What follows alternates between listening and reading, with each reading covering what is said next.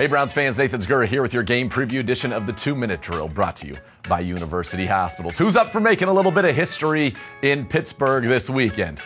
I am. I'm sure all of you are as well. The Browns looking to sweep the Pittsburgh Steelers for the first time since 1988 and to get their first regular season win in Pittsburgh since 2004. Of course, the Browns have won in Pittsburgh recently in 2020 in the wild card round of the playoffs. I was there, but I was one of the very few in attendance at that game as fans were not allowed. So it would be great to go and do what the Browns have done each of the last two times they have faced the current leader in the AFC North, and that is win. The Browns beat the Ravens and, of course, beat the Steelers just 2 weeks ago on Thursday Night Football in the Snow Globe game.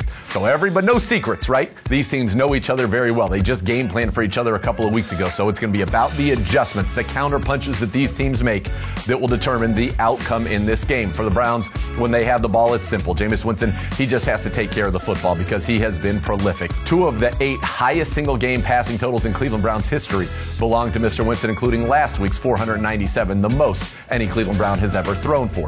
But there were the interceptions, and when you're playing against a team like the Steelers that are plus 15 in the turnover differential, you got to take care of the football. And so the onus is going to be on Jameis as well as the offensive line because you got to protect against Cam Hayward and TJ Watt, the returning Alex Highsmith, and Nick Herbig. Herbig and Watt already have 3 forced fumbles this year, tied with our own Myles Garrett for the most in the NFL. In fact, there are only 3 players with 3 or more sack strip fumbles this season. They're all in this game. So protection, get the ground game going, and then Jameis take care of it and let the ball fly to Jerry Jeudy, who is on fire, really been the most productive receiver in the league in his 5 games with Jameis Winston. Chief had 2 touchdowns. Chubb had 2 touchdowns last time we faced the Steelers. Elijah Moore over 100 yards. So keep all that momentum going on offense. When the Steelers have the ball, you got to tip your cap. Russell Wilson playing great.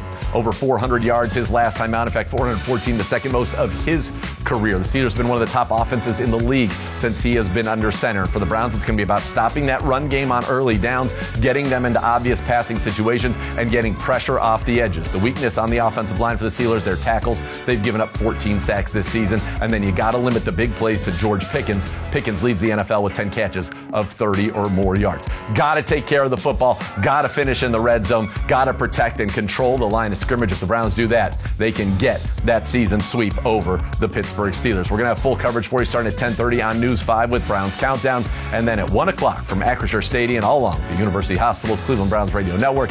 Andrew Siciliano on play-by-play, myself and Gerard Cherry down on the sideline will have the call for you guys. It's the Browns and the Steelers. It's a chance to do something that has not been done in far too long and sweep the Steelers. And this has been the game preview edition of the 2-Minute Drill, brought to you by University Hospitals.